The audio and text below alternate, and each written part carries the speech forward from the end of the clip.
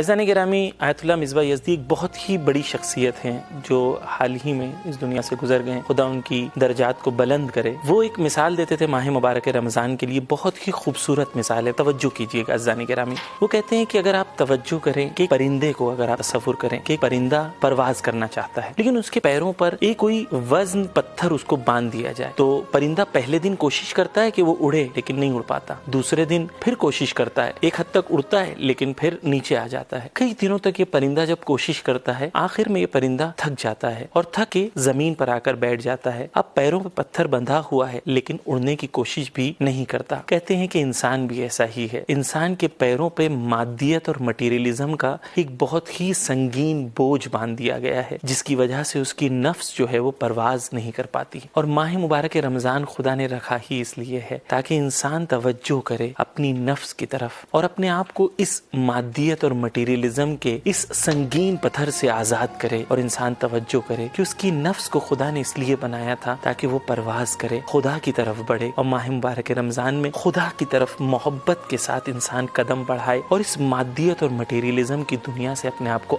آزاد کرنے کی کوشش کرے۔ یہ ہدف ہے ماہ مبارک رمضان کا عزیزان گرامی۔